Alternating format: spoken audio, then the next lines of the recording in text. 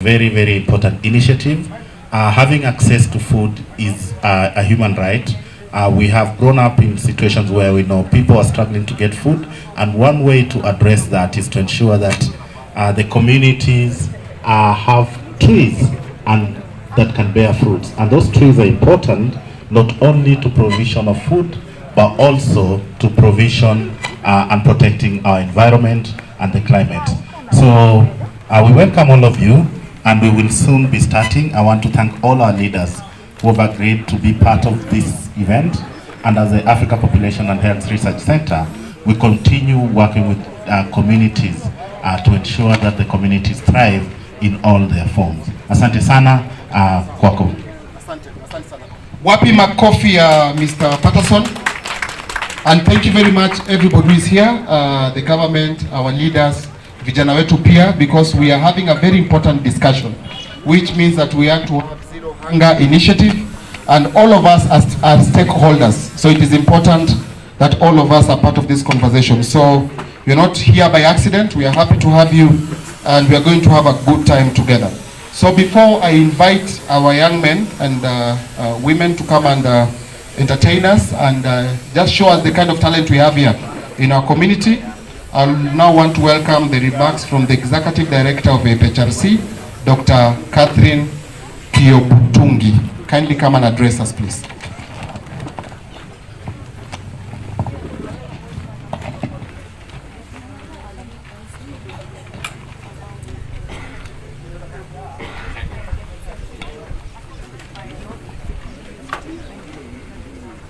Good morning, everyone. My name is Catherine Kiobutungi, and I'm the Executive Director of the African Population and Health Research Center, or APHRC, as you all know it. It's a great pleasure to welcome you here at this event, where we are celebrating two things. I'm used to my mask, and I'm being asked to... Okay, I should speak up a bit, okay. It's a pleasure to welcome you here, where we're celebrating two things. And the two things we are celebrating is the launch of the Zero Hunger Initiative, that is a partnership between APHRC and many other stakeholders that is determined to put an end to hunger and to ensure that everybody has access to good, healthy, enough, and safe food. The second event we are celebrating is the launch of what we are calling APHRC at 20. APHRC has been in existence since 2001, and we wanted to celebrate our 20th anniversary last year, but because of COVID, we decided to, push it at a time when it would be safer for all of us to congregate and celebrate. So we've pushed our celebration, and today we are marking the official launch of almost 10 months of celebration of the existence of the African Population and Health Research Center.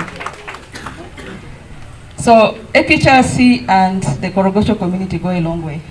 The very first initiative that we started here was in 2002.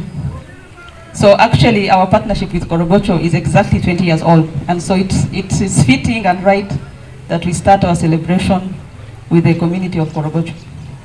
And that's why we've decided to launch the official celebration with this event today. So APHRC does a lot of things, and our mode of operation over the last many years has been doing research.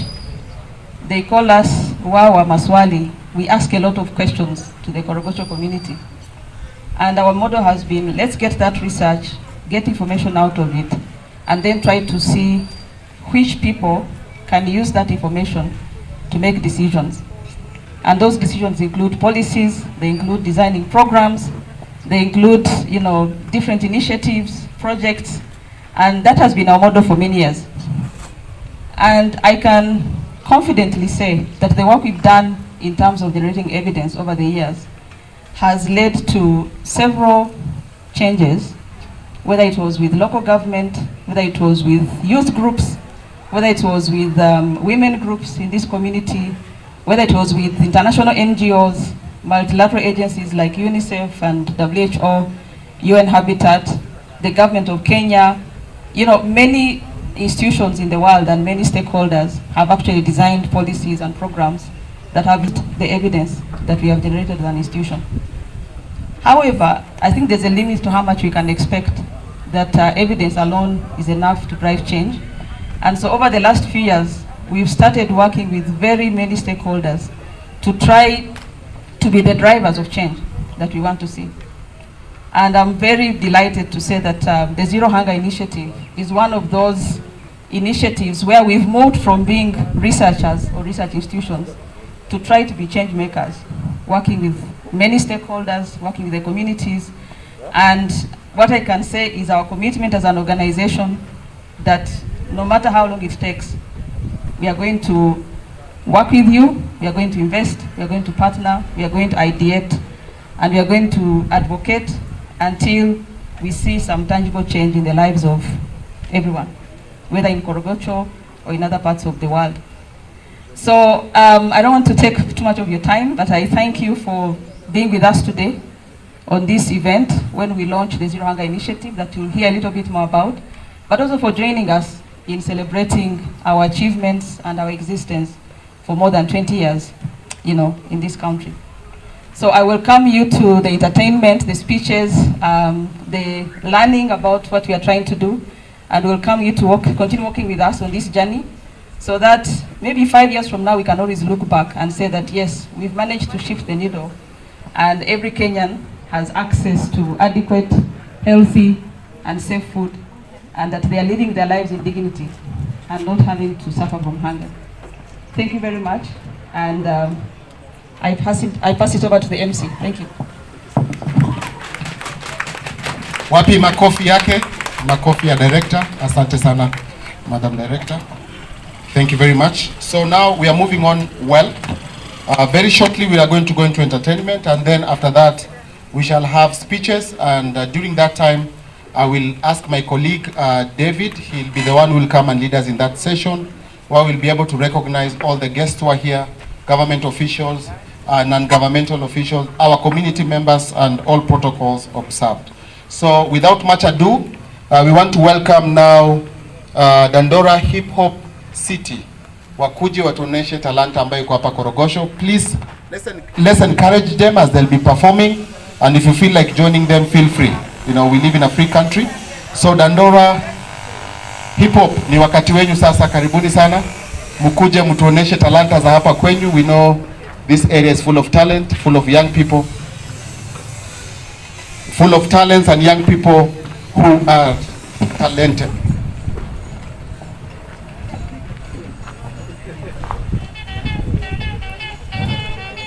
Yeah. So my name is Dash Junte. I represent Dandora Hip Hop City. Na hope tajibamba wote, si ndio? Kama ni black sura yangu ni ya Kenya, kama ni green mboga nitakula Kenya, kama ni white peace nitalinda Kenya, na kama ni red damu yangu ni ya Kenya, kama ni black sura yangu ni ya Kenya, kama ni green mboga nitakula Kenya, kama ni white peace nitalinda Kenya, na kama ni red damu yangu ni ya Kenya. Hata ni sote mimi Kenya sitatoka, acha niende Meru basi kauze mogoka. I love Kenya because I'm not a stranger. The more I used to live, the more I grow better. Puro also train, sadi Kenya more. This means niko Kenya leo na pia tomorrow. Niko Diekodo, niko Guagodo, niko Kenya so soon tabai olodo. What a happy country na pa kuibrand. Asubuhi mkate sisau blue band. Performance ni wanda perform tuna band. This means Kenya tayari na demand. Niko so strict na mimi niko concerned. A good fresh air na beautiful sun. Asante Muigai kwa kufight for the land. This means Kenya tayari na demand. Niko so strict na mimi niko concerned. A good fresh air na beautiful sun. Asante Muigai kwa kufight for the man. Kenya ni yetu na sisi brand. Everyday furaha, say no to sad. For that to brand Kenya. Brand Kenya. Kama ni black sura yangu ni ya Kenya, kama ni green mboga nitakula Kenya, Kama ni white peace nitalinda Kenya, na kama ni red damu yangu ni ya Kenya. Kama ni black sura yangu ni ya Kenya, kama ni green mboga nitakula Kenya. Kama ni white peace nitalinda Kenya, na kama ni red damu yangu ni ya Kenya. Mimi ni Mbukusi na ninaishi Kenya, hata waonge mimi bado ni wa Kenya. Ukaibu pamoja oria ukwela orori wa Kenya, Ororiwe na maweda na unadai kutabasamu, uone Kenya amekaushwa kasanamu. majini uhai so Miti ziko mingi, hata watu wawe wengi, zinaleta watalii. Watu wa Kenya ni watu wanatii. nina haraka mimi natumia train Tayari zimekaa, sasa hakuna kuweni, barabara zimejengwa toka Tauba Kokore, hakuna makabila yenye tamaduni. Sisi ni wa Kenya damu, acha ni waudi. Kama ni black sura yangu ni ya Kenya, kama ni green mboga nitakula Kenya. Kama ni white peace nitalinda Kenya, na kama ni red damu yangu ni ya Kenya. Kama ni black sura yangu ni ya Kenya, kama ni green mboga nitakula Kenya. Kama ni white peace nitalinda Kenya, na kama ni red damu yangu ni ya Kenya. Kama ni black sura yangu ni ya Kenya, kama ni green mboga nitakula Kenya. Kama ni white peace nitalinda Kenya, na kama ni red damu yangu ni ya Kenya. Kwa proud kwa Kenya, si ndio? So for the Zero Hunger Initiative, nashukuru. That was Dandora Hip-Hop 6.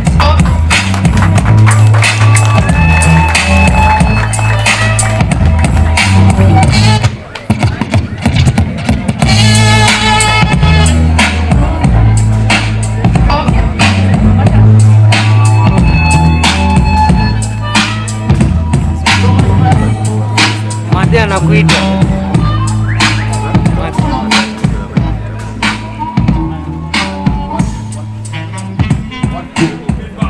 One, two.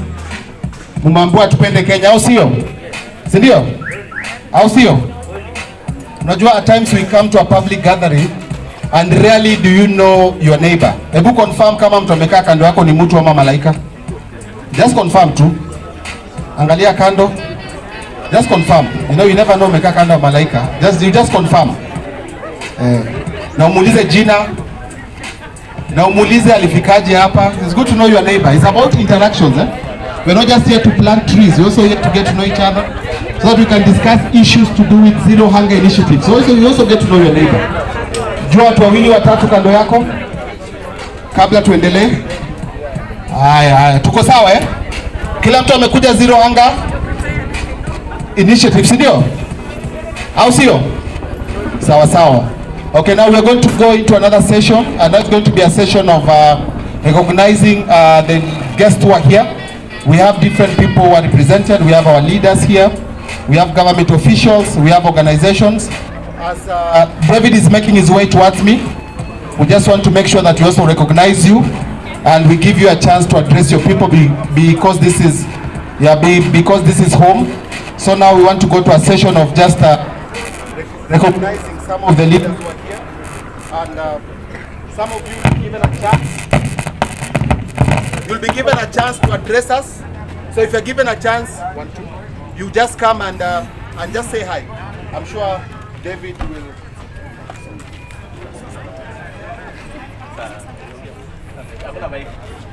Good morning everyone. Good morning. Habari ya asubuhi.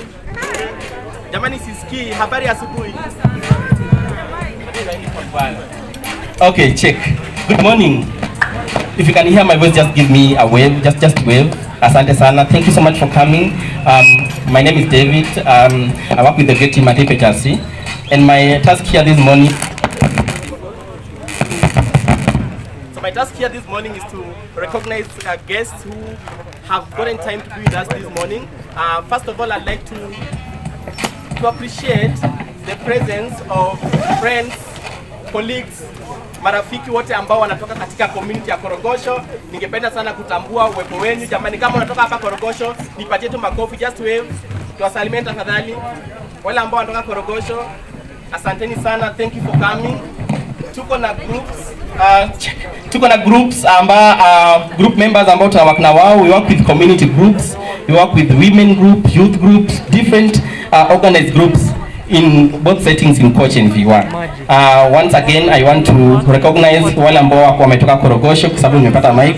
Kama unatoka Korogocho jamani, just raise up your hand. You want to appreciate you. Asanteni sana, thank you so much for coming. I want to appreciate our friends from Viwandani. Wale ambao wametoka Viwandani jamani, just wave. Jamani tupige makofi. Thank you so much friends from Viwandani. Very very specially before nisahau, we have crew and colleagues ambao wako pale at that desk. Many times forget them. Tuwapige makofi, the DJ and the crew. Thank you so much, karibuni sana. We have very many friends who have come to be with us. But first I also want to appreciate the host school, the teachers of this school. Najua mko somewhere. Let us just clap for them tuwapige makofi. Thank you so much. We appreciate your hosting. We have members of the fourth estate, marafiki zetu kutoka media who have come to cover our event. Jamani tuwapigie makofi. Makofi haijatosha jamani, tuwape makofi ya maana. Thank you so much. I'd like to recognize the presence of the government here today, different levels of government. Tuko na the national government administration officers, najua mko wengi. I'd like to recognize the presence of the chief of this area, Assistant Chief Bwana David. Chief David, tafadhali just come. Tumpige makofi wakati anapokuja. So David is the Assistant Chief of this area. Ningependa tu atukaribishe David in just 1 minute. Tupatie salamu zako. Good morning. Habari zenu? Hapa ni Korogocho na mmekaribishwa, lakini kabla sijaongea nataka ku recognize my ACC ndio atukaribishe, ndio mkubwa wangu, siwezi nikaongea akiwa hapa. Karibu ACC.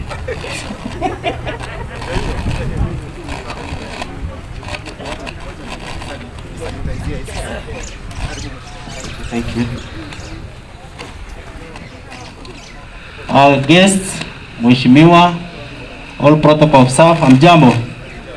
It's a great day in Korogocho, Kariobangi Division, to host this event and to celebrate Zero Hunger Initiative. On behalf of the government, na wakaribishe wote kwa hapa, kitumuike na tusaidiane kwa Zero Hunger Initiative. Welcome all, feel at home. Thank you. So hiyo ndio okay, kwa sababu tunawakilisha serikali, we have the presence of our security team within us, so everything is well kept. So namkaribisha katika Korogocho location. Feel at home. Everything is enjoyable. Please don't fear anything. The security is taken care of. You are free to enjoy. Thank you. Thank you so much. Jamani tupige makofi. Basi naomba tumpatie makofi jamani. Makofi tena. Jamani tumechoka na ni asubuhi tu. All right, I want to thank the Ngao team. Asanteni sana for providing us with security. And I would like to recognize there's a chief, a friend of mine from Viwandani. Chief Ahmed was around. Chief Ahmed from Viwandani. Jamani, just stand and wave. Salimia tu watu. Tupige makofi jamani. Thank you so much for representing Viwandani and all other national government admin officers ambao wako na sisi. We recognize you, feel recognized and feel welcome. And also want to recognize the presence of friends from different departments of the government. I have seen friends from the Nairobi County Department of Agriculture. Madam Kari, wherever you are, just wave, just stand and wave. Madam Kari, tumpatie makofi. Thank you so much. I have also seen my friend James Murage, wherever you are. Jamani, just stand and wave. I know James is somewhere. Na maofisa wote ambao wametoka katika department ile ya agriculture katika Nairobi City County tunawakaribisha. And all other officers who are from the Nairobi City County, please feel recognized. Maybe I could just ask, is there any other person from Nairobi City County? Nairobi City County jamani? Anyone? Iko? Okay, thank you so much. Tumpige makofi jamani. Thank you so much from the environment and feel welcome. I would also want to recognize presence of colleagues and friends from NMS. Tuko na maofisa wa NMS. Okay, I know that. Oh, jamani wapo, tuwapige makofi. NMS, thank you so much, karibuni sana. This juncture, colleagues, I want to ask and recognize the presence of friends and colleagues from the national government, ministries, different ministries, national government, agriculture, health, we work very closely, environment. Do you have any representation? Kama umetoka katika wizara zile za serikali kuu, tunakukaribisha na tunatambua uwepo wako. Karibuni sana. Tuwapige makofi jamani. Pia ningependa kutambua uwepo wa marafiki ambao tuko nao siku ya leo. Tuna marafiki kutoka Kefri,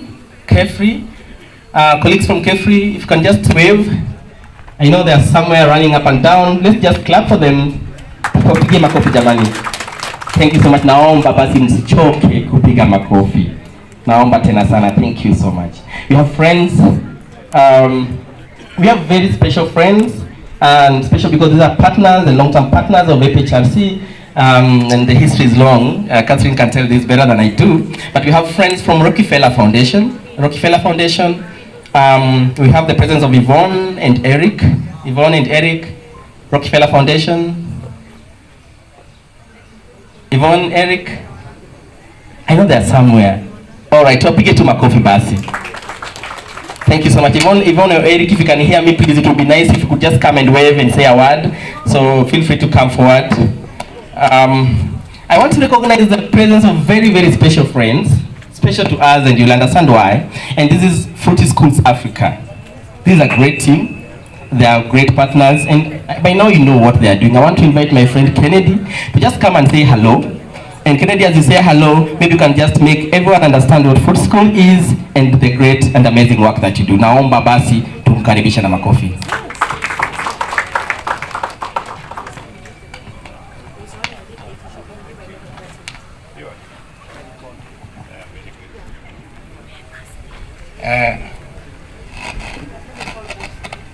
Mheshimiwa, APHRC directors, Dr. Liz, county officials, NMS, our friends from Kefri, KFS, of course my team from Fruity Schools,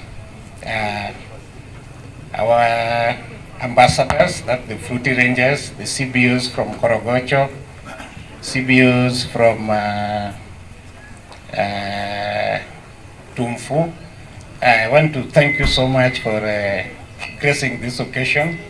To APHRC, I want to thank you so much for inviting us and organizing the presence of our county administration, and also recognizing the youth that are doing a very wonderful job in ensuring that we plant trees that are producing food, because today is about zero hunger.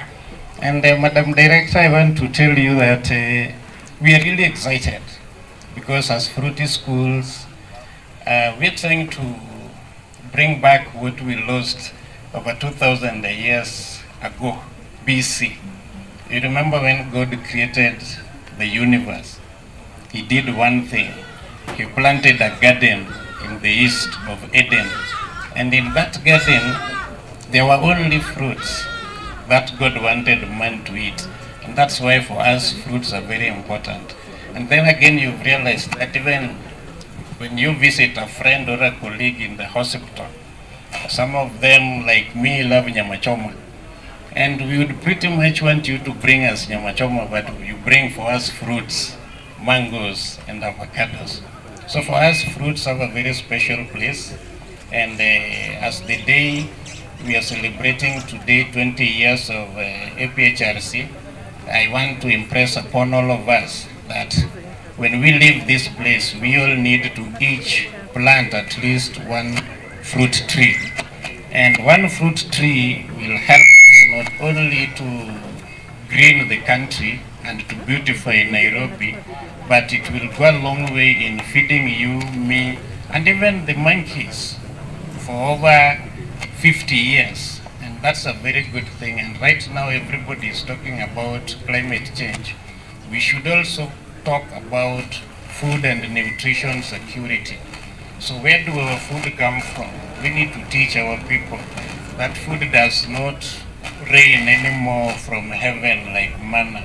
So we have to teach our communities how to grow food.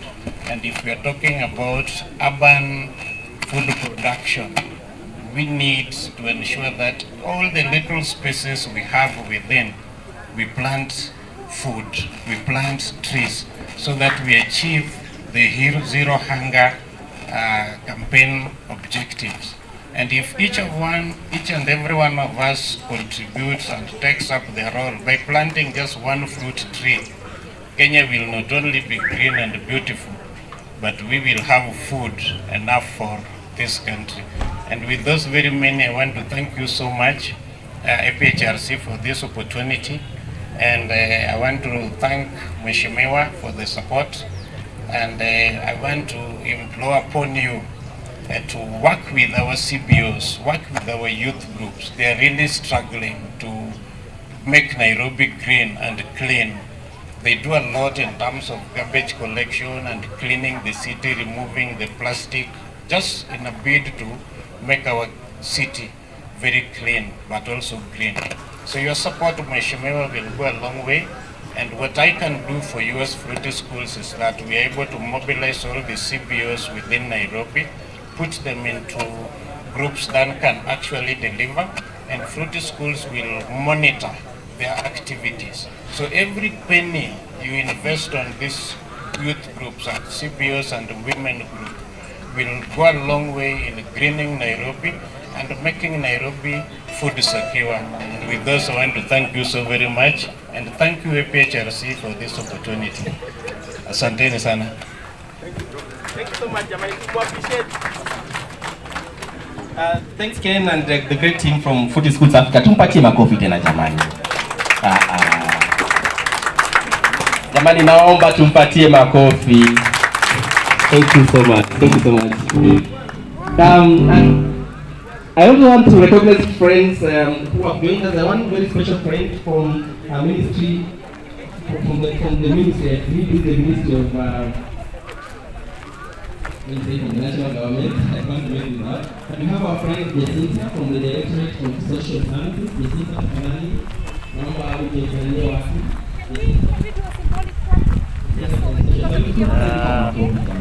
Yes.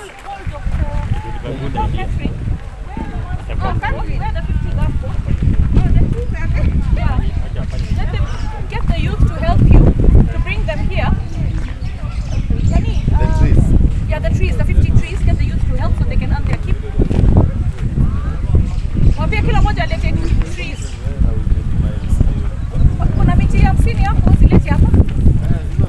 Wewe sasa wewe ndio utakuwa wa kwanza kuniuliza do. Anataka kufanya kazi. Mimi msika hapo bwana. Mimi msika badogo mama. Okay.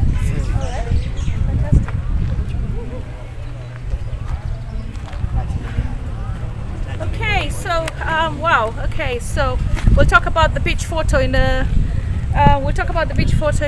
few days or weeks. I don't know. Yeah, but there was a moment where I connected with my father because he was a seaman and he loved the sea. So we are in Ruaraka, Daniel Comboni School. We've done quite a bit in this school with NGAF. NGAF is the National Government Affirmative Fund. And we helped with an autistic class. We've got a playground, which you can have a look there, that has been done in the school. So what happens with NGAF is we conduct civic education, and then we get to see what the community is doing, and we get to partner with CBOs and self-help groups. So today we're celebrating 20 years of APHRC. So we want to congratulate them for 20 years. I mean, from 2001, when they incorporated, they've done so much in terms of right to food and food security, food safety. And today in GAF, which we want to thank our board and our committee members and all our grassroots leaders for actually identifying and teaming up with government initiatives of food security and greening Kenya. So in terms of food security, today we're planting fruit trees, and we have got consultants from Kenya Forestry to help us identify the right schools, the right trees that we need to plant. We don't want to just plant trees. We want to plant trees that can feed the nation, because hunger is an SDG that needs to be dealt with. We want zero hunger in the world. So you can see these beautiful trees that my youth in Ruaraka are actually working very, very hard to help us actually plant these trees. So I love it when the youth get involved and they're part of this project, the Ruaraka youth. Everybody there, look at them carrying a tree, bringing it here. We're going to plant it, and one day you will walk in this school and see this tree has actually given mangoes, bananas, avocados, oranges. Watoto wenyu ndio watakula, si ndio? Yeah? So tuweke hapo chini ili tuoneshe pesa ya serikali imeingia vizuri. So I'm actually very proud of the Ruaraka youth. They came in numbers, they joined the project, and they're helping us. This one najapanda beti, nenda ulete mti yako wana. Umeniona leo? Umeniona mama? Sawa. So yeah, that's why we're here, and we're going to plant over 1,000 trees. We've chosen a public institution as Langata. We'll be there next week. We're so grateful to Athi Water. I mean, the CEO has actually helped so much. With the pandemic, we saw a number of schools in Nairobi get boreholes, and the schools that had boreholes that were not functioning, Athi Water is so proactive. They actually go there, they look at the boreholes that are not working, they repair them. And then of course we need water tanks. The schools need more water tanks, so we're going to be looking at that as well, so that we have enough water for the greening space that we have in terms of food security, and we have more water for making sure that our students have water to drink, and water to basically keep the classrooms clean, water to help the sanitation not bring diseases. So this is the youth, and you can see they're all going to be part of the project.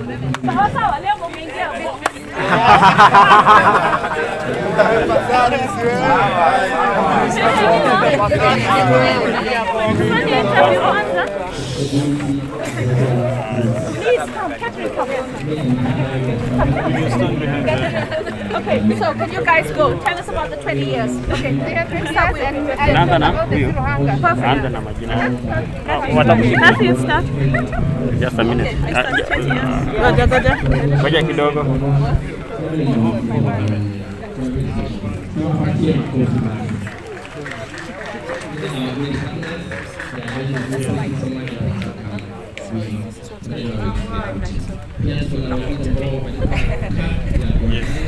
Haya. Hii wangekushikia mic. Ngoja kushikia mic. Itakaa Ndio shika mic.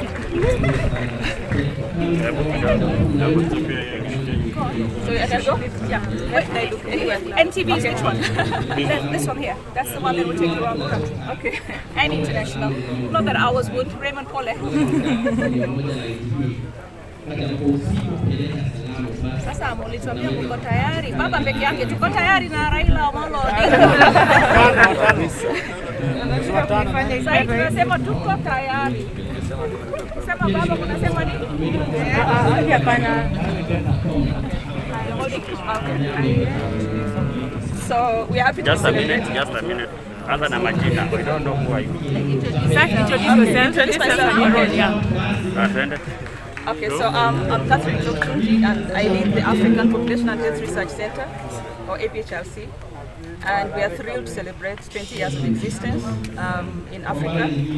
We are an international organization that does research, that builds capacity for research, but also tries to provide value for research beyond a traditional, research institution. So we try to work with different sectors in society to see that that research or the evidence that comes out of it has value beyond writing it up and putting it in journals. And so as a result, we've been able to drive change in Kenya, but also on the continent, especially in the areas of urban growth, urban development, urban health. We've done a lot of work on non-communicable diseases, and today we are launching an initiative about zero hunger, which is at the intersection of how we understand nutrition and food systems, because there's a lot of emphasis on, undernutrition, but at the same time, there's also overnutrition or bad nutrition.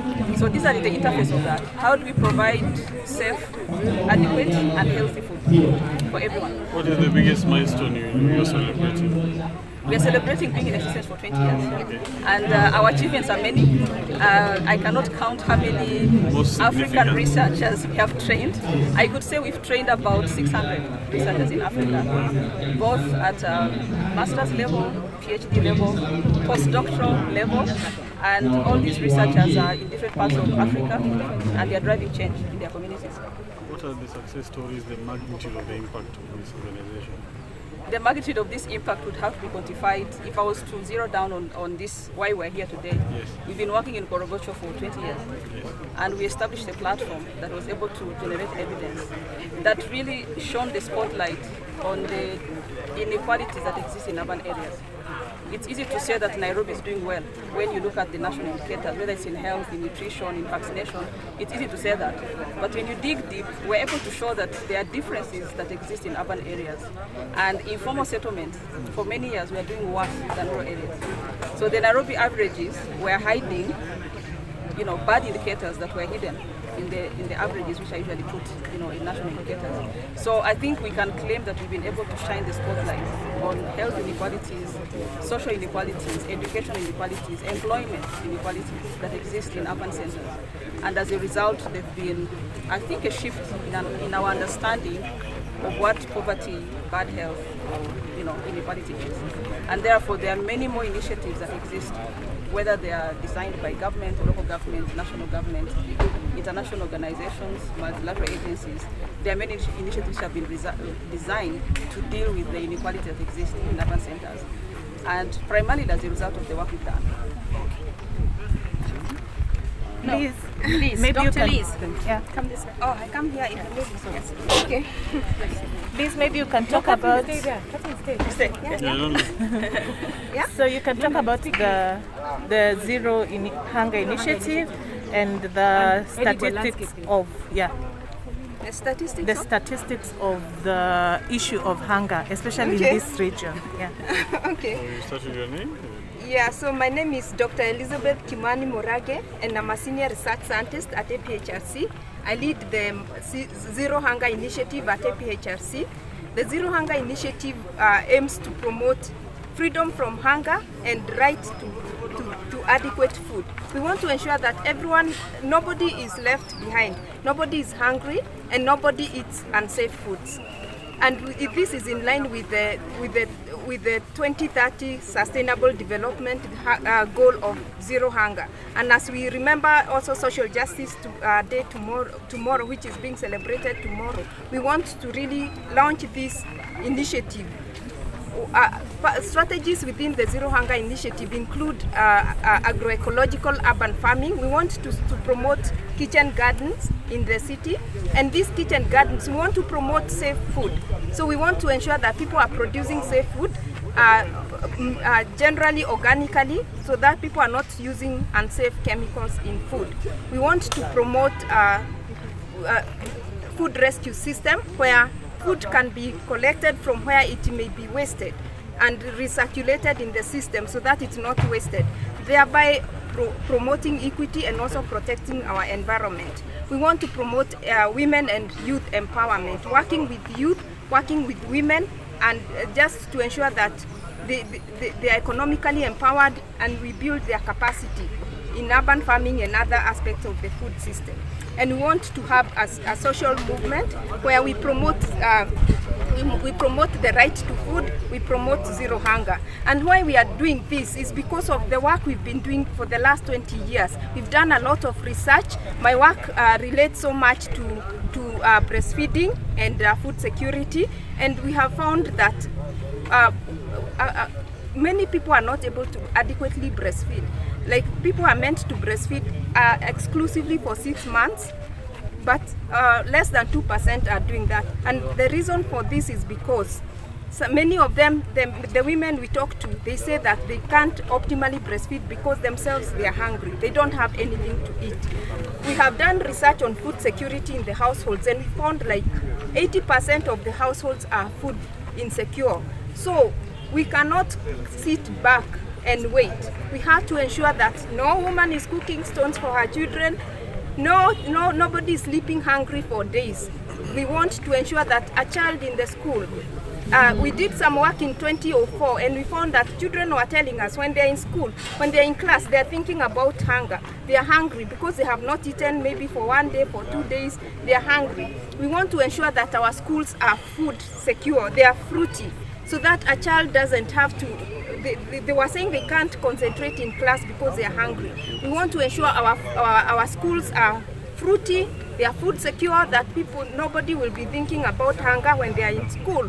They are actually thinking about what they are meant to be thinking, because hunger is no longer a problem. So zero hunger by 2030 for all people, whether you live in urban poor settings, whether you live in wherever you live. So we are promoting kitchen gardens in the schools, in the community, in our environment, even in across the socio-economic divide. Everyone can do edible landscaping. You can integrate fruits within your landscapes, whether it's a backyard space, whether it's wherever the space you have, you can be able to plant a fruit. So that's what we are promoting. Thank you. Can Madam, we have him, and then I'll wind up. Okay. Have you interviewed him? No. Okay, go ahead. Come, talk about your initiative and how we're partnering together. Come here, baby, go. You're on TV, don't worry. Ambassador. Our little ambassador. You want me to come here? Okay. Alright. You want this one? Remove it. Okay. Michael, is that way? Can go? Okay. What do you want me to say? Okay. You tell about the Fruity Schools Africa. Just a brief breakdown about Fruity Schools Africa. When you're ready, I'm ready. Yeah, ready. Okay.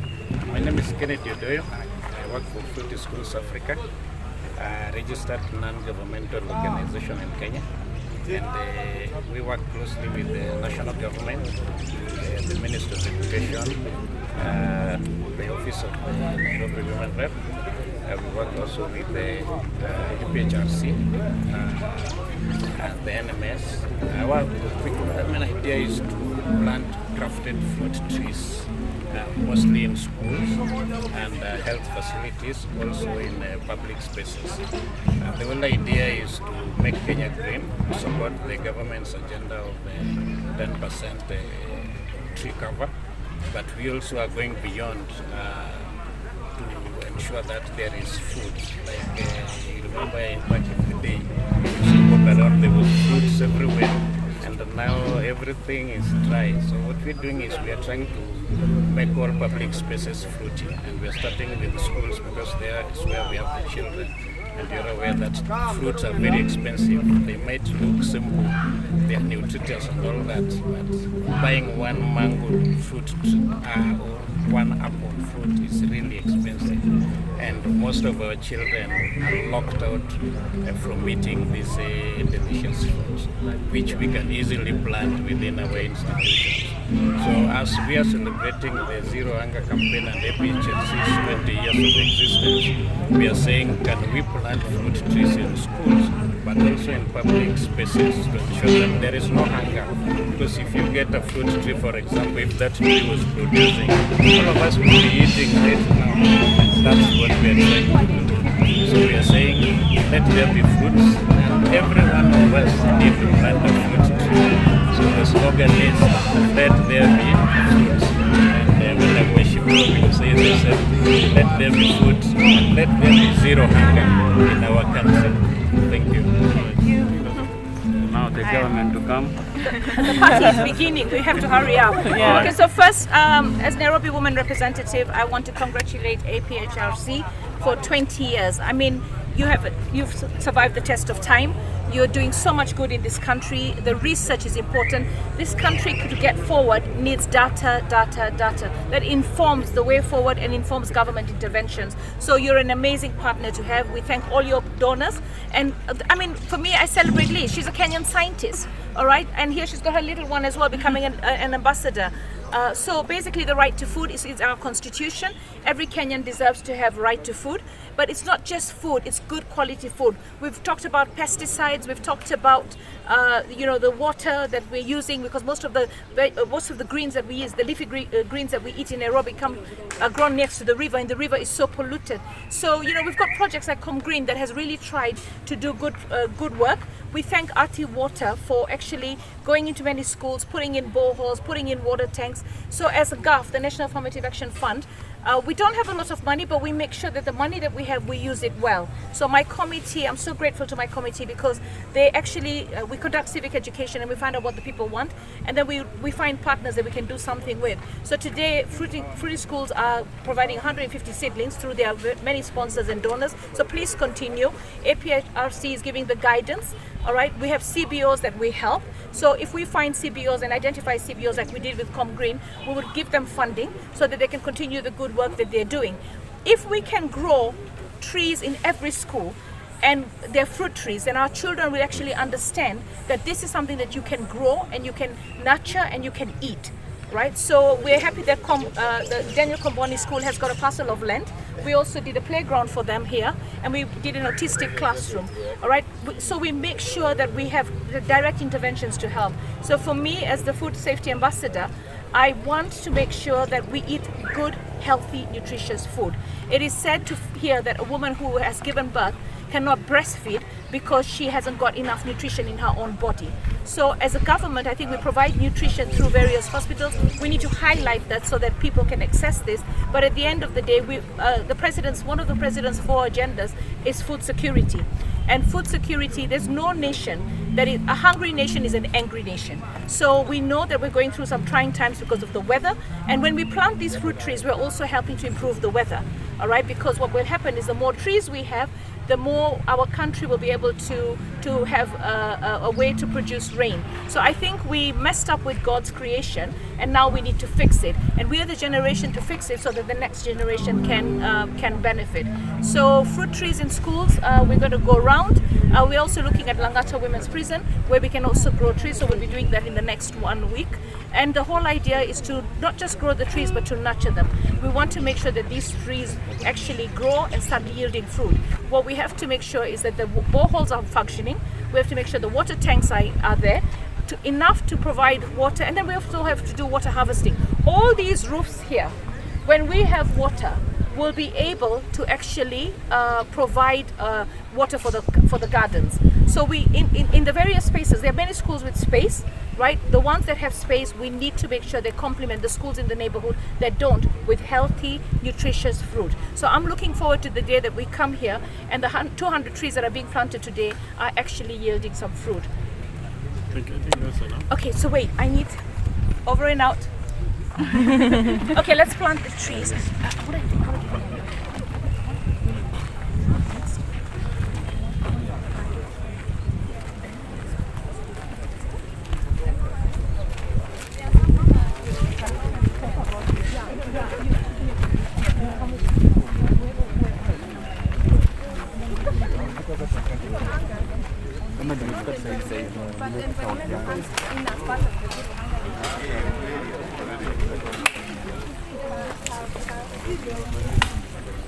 Chague mtu poa. Ongea. Kuhusu.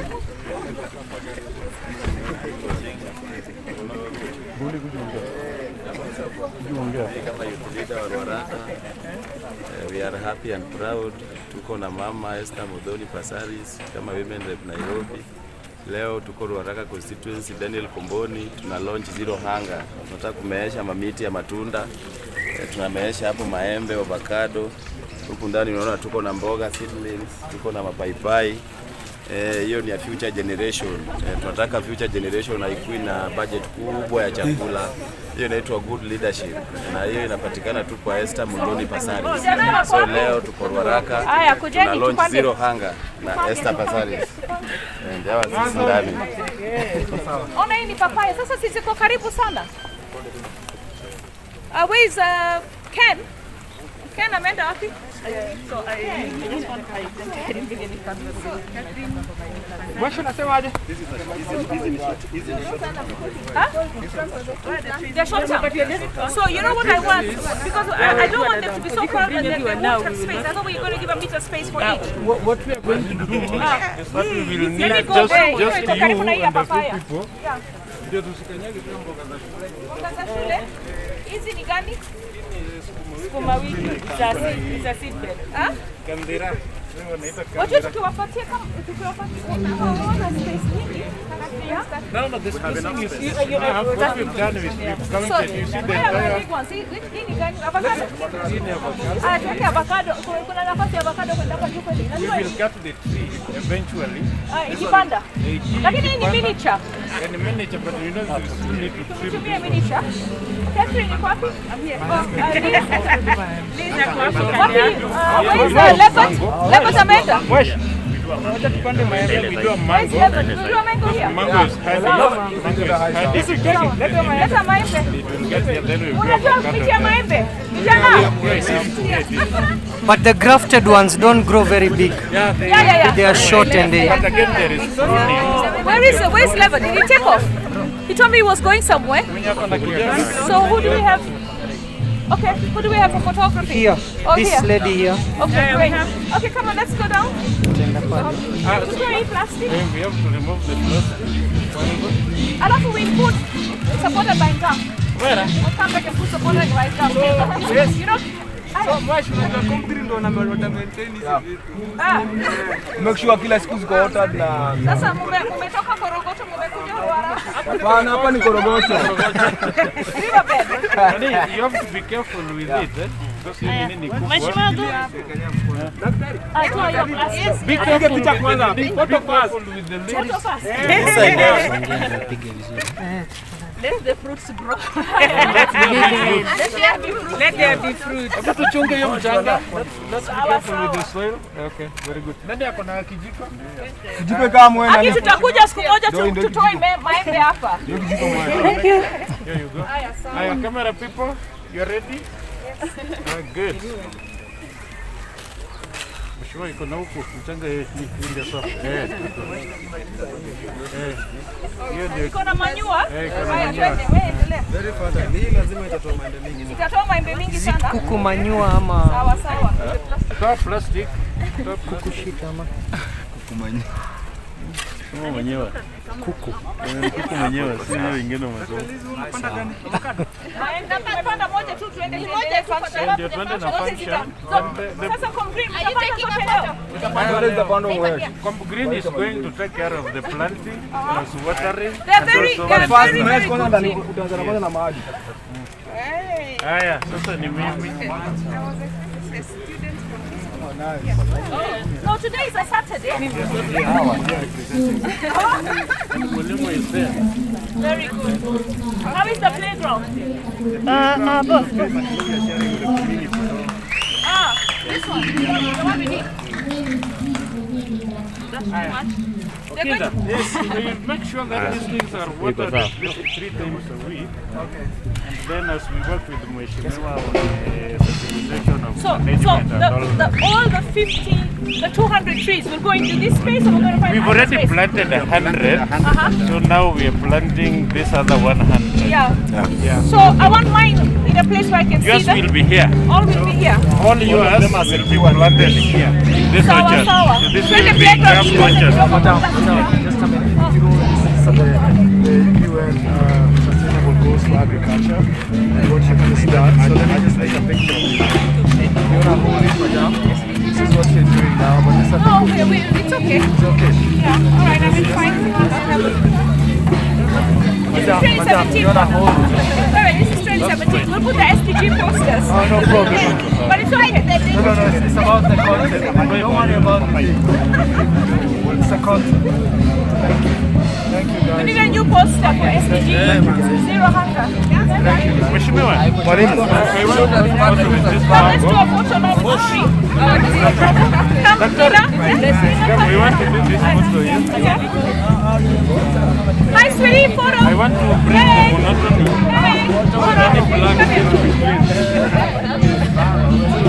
With our mango Let's go have fun now. Let's have fun. Yeah, we have fun now. Can Congreen continue planting? Can Congreen continue planting?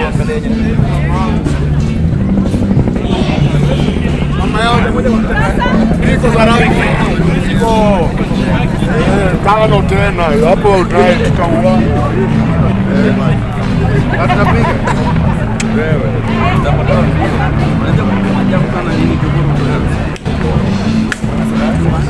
Sawa.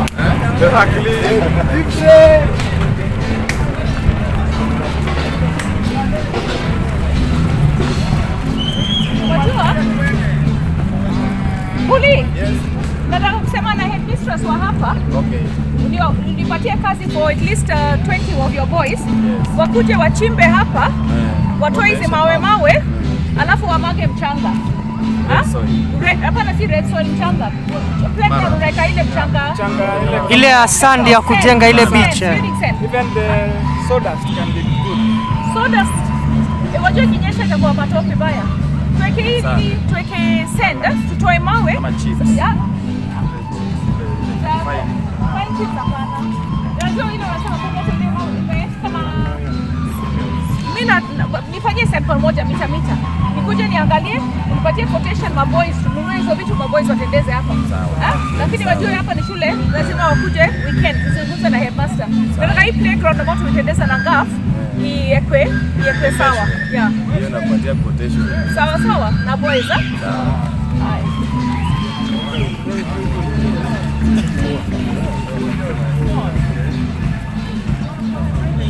Hii ni nyinyi mlijenga? Yeah. Najua vile.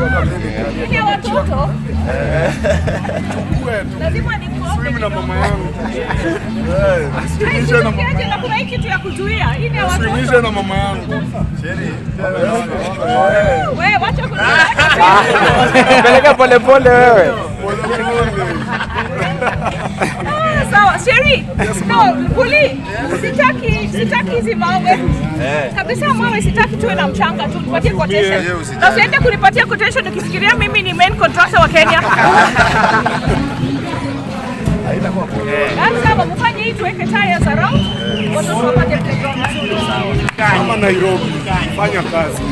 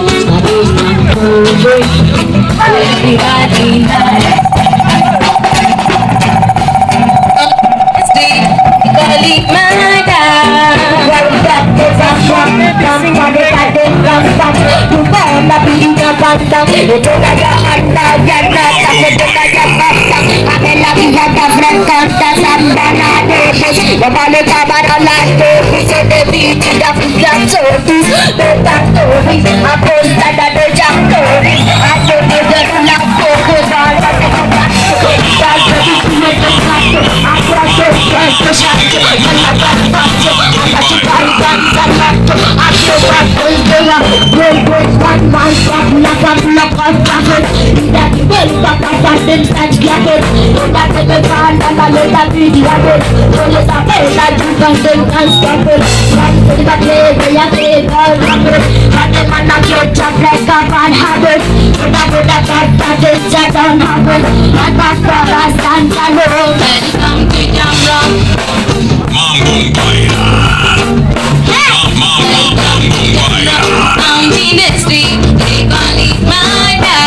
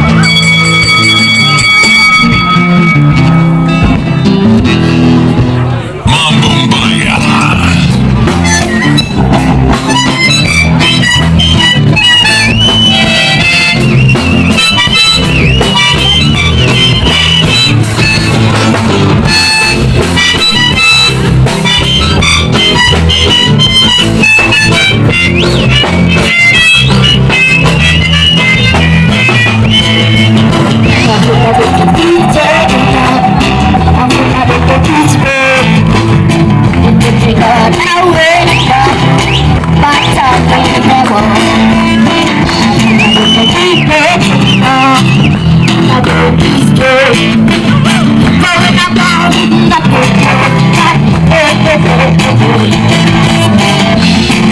on your way. Fly away.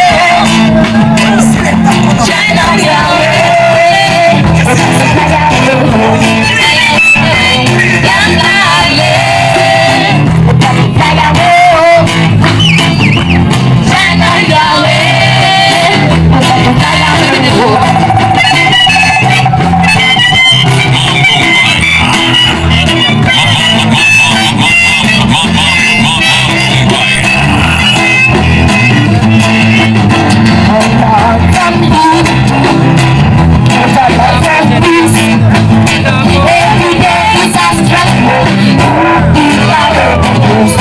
Every time I look at a bless me, sometimes please.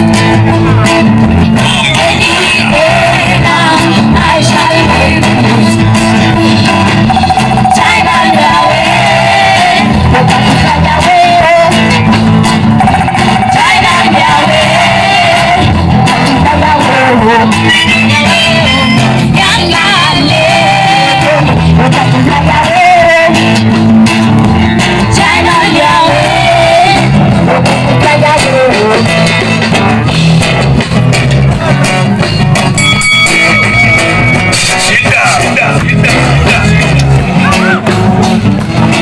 Plasma Kashike.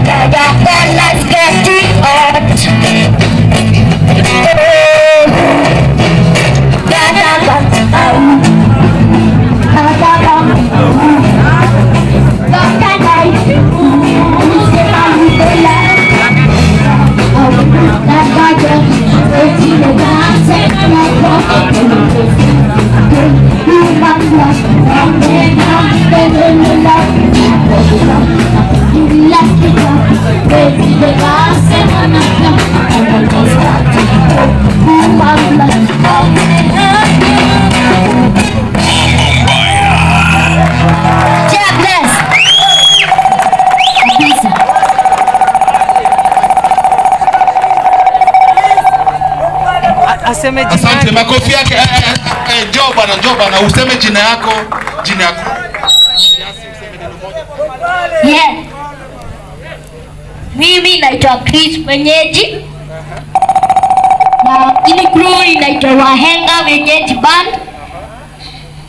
Mnaweza subscribe channel yetu YouTube kama Wahenga Wenyeji. Pia mnaweza tufollow Facebook, Twitter, Instagram, TikTok pia kama Wahenga Wenyeji. Yeah. Halafu kuna kitu yenye tunafaa kudefeat kwa maisha binadamu.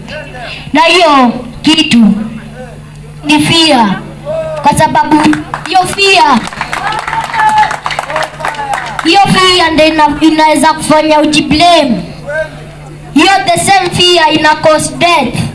Hiyo fear ndio inaleta challenges kwa hii society. So tunafaa kudefeat hiyo fear because tuliumbwa na Mwenyezi Mungu mwenye ni wa mwangaza, light. So usilete darkness ikam ianze kukusumbua kwa life. So Only thing, radiate your light na kuidefeat with your light. So, mtoe pia na kuembrace ya fear, never trust him.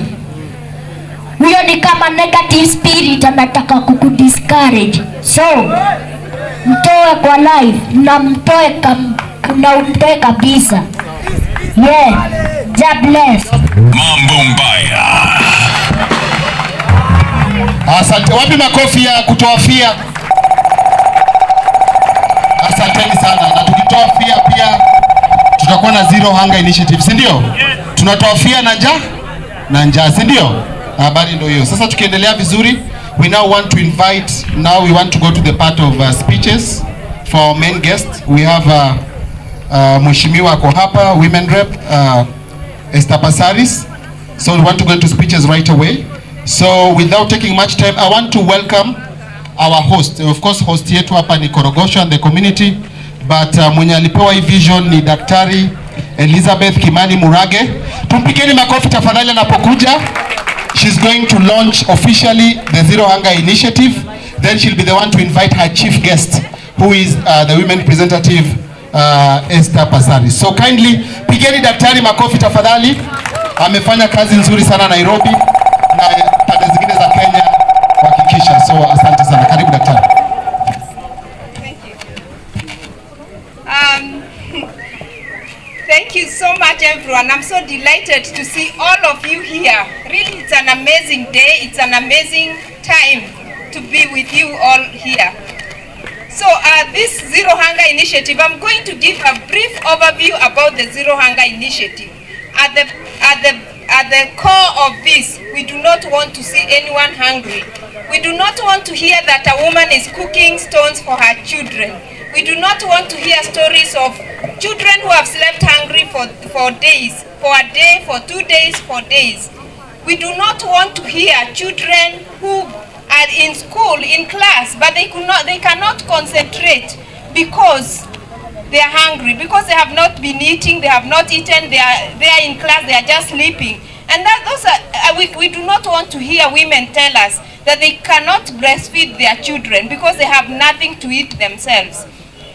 Those are the stories we've been hearing for the last 20 years. We've been working in these settings for the last 20 years. Myself, I joined APHRC in 2003, and those are almost 20 years. I have been with APHRC almost since its inception.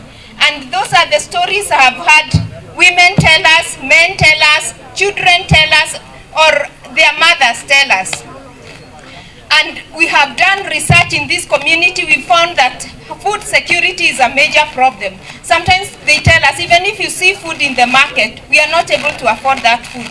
So we sleep hungry. There are children who do not eat fruits.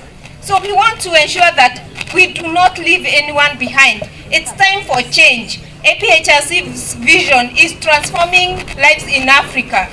And we want to see lives transformed. We want to see change in this community. So in 2020, we participated in a vision prize by the Rockefeller Foundation. And this was a global vision. It attracted over 1,300 applications. And APHRC emerged amongst the 10 top visionaries that were selected to advance their vision.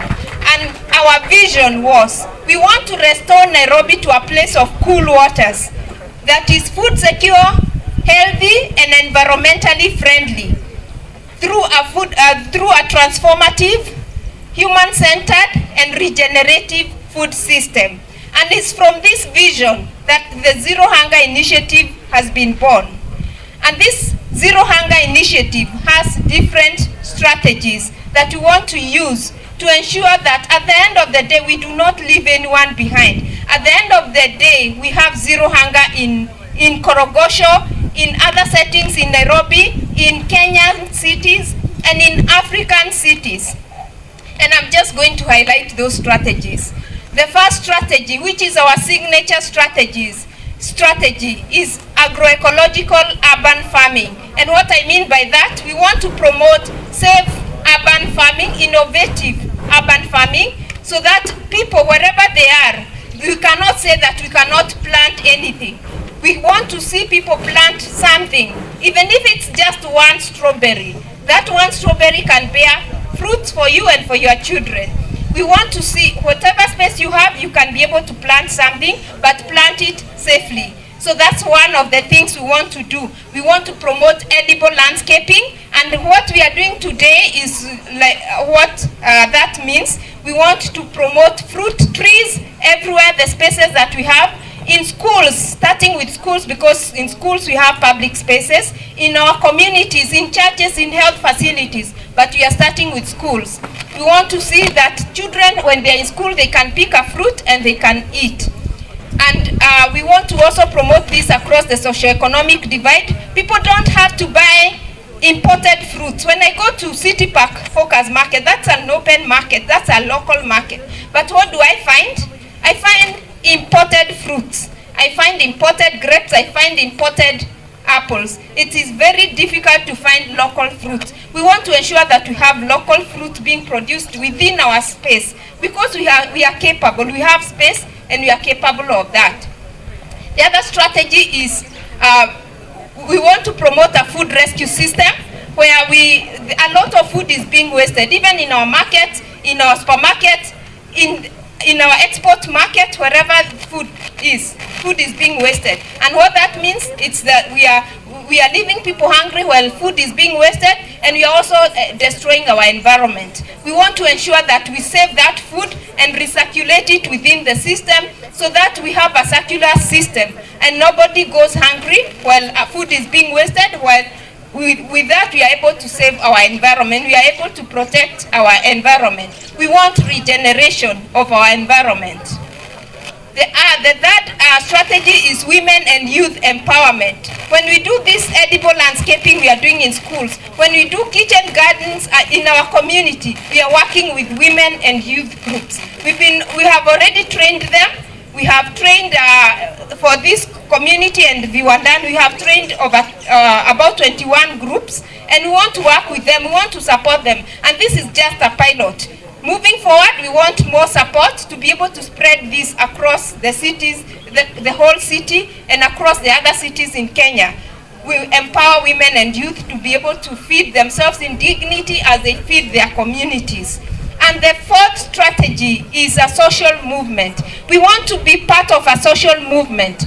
We want to say zero hunger. All of us really say we pledge. We want to pledge to zero hunger, that everyone can support zero hunger wherever they are.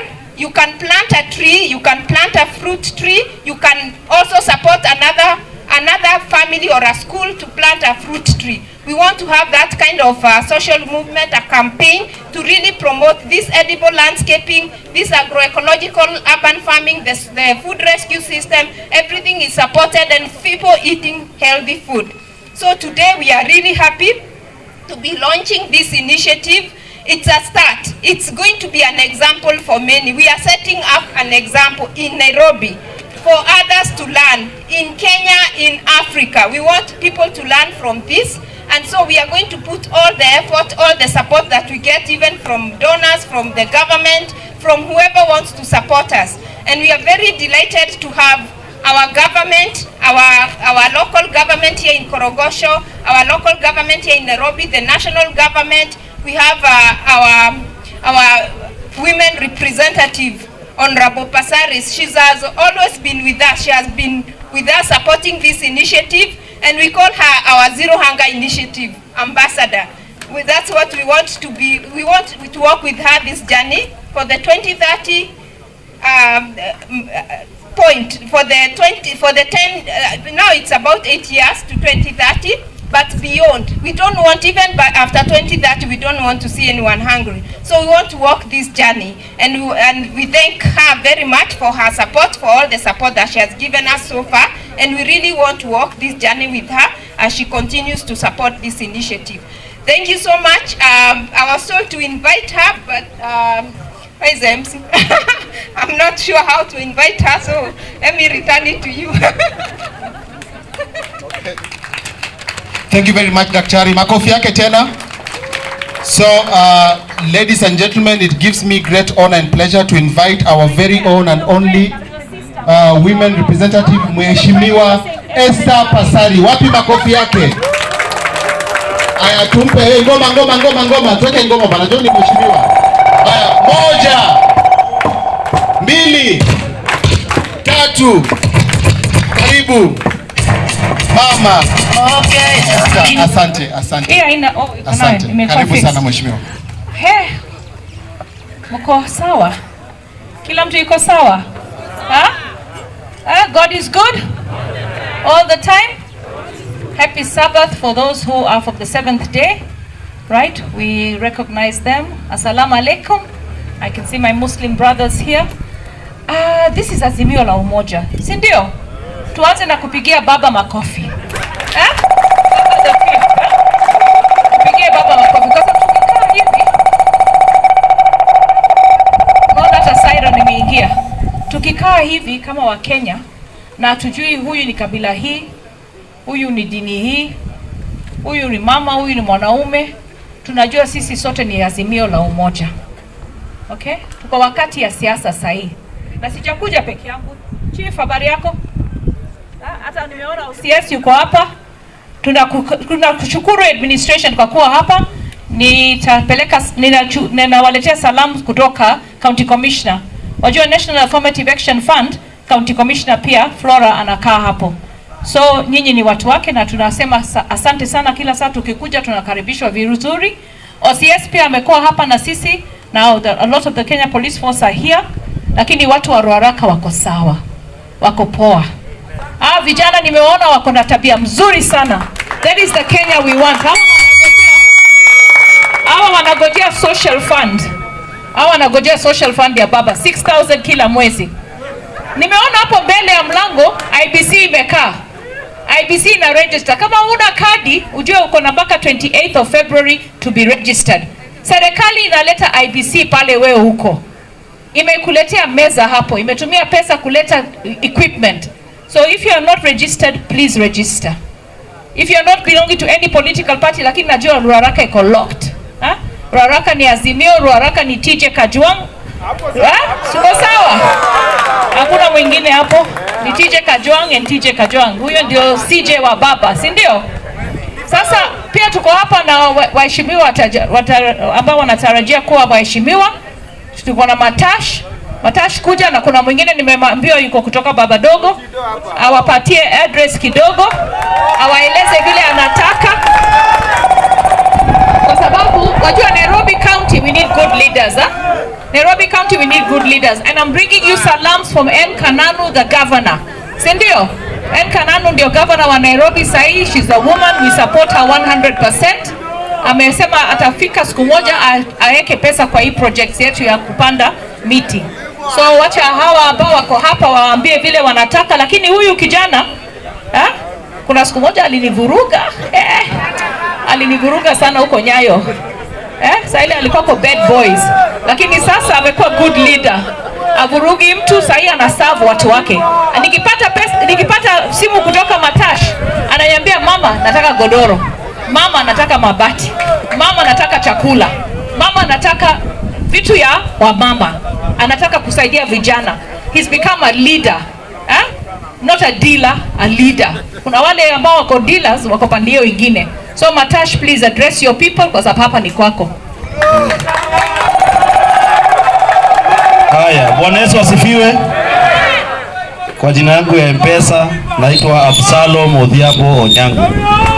Jina yangu ya Facebook naitwa Matakuei Mobimba. So hapa ni area mama, na venye mama amesema friendship yangu na yake ilikuwa rahisi, ilikuwa ngumu. Ndio ujue siasa ni mzuri. Huyu mama nilikuwa nampiga wakati alikuwa anasimama women rep. Lakini venye ODM nilimpatia ticket, nikakuja nikamsupport na amenisupport kwa mambo mingi sana. Kwa hivyo mama, mimi nakushukuru. Kwa watu wa Korogocho, it's time for change. Mimi nasimama MCA na mimi ni kijana mdogo, akili ndio niko nazo mingi, lakini mimi ni kijana mdogo. So 2022 tunachagua wale viongozi ambaye watashikilia masuala ya watu wa chini. Sawa sawa? Na kwa vijana tunaenda kwa 2022. Vijana tusitumike kwa sababu ya 500, 1000 itapoteza maisha ya vijana wetu. Tunataka wakati baba anaingia kwa ikulu 2022, mimi nikiwa MCA, tutasukuma agenda ya vijana wapate kazi. Ile 6,000 ikikuja ya baba inapata pia umejipanga kidogo. Kwa hivyo vijana 2022 lazima tukae rada, tusitumike kukipolitics.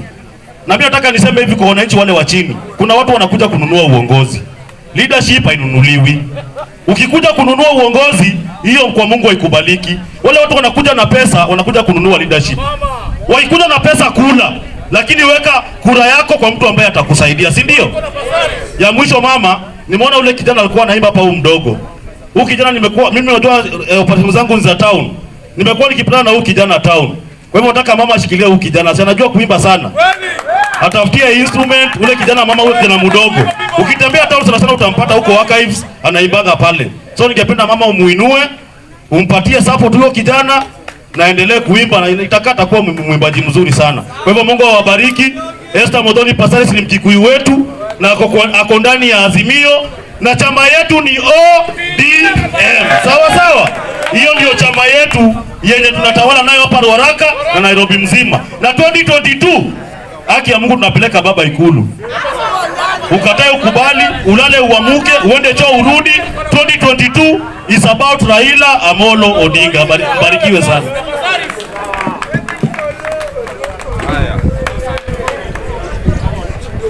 Azimio.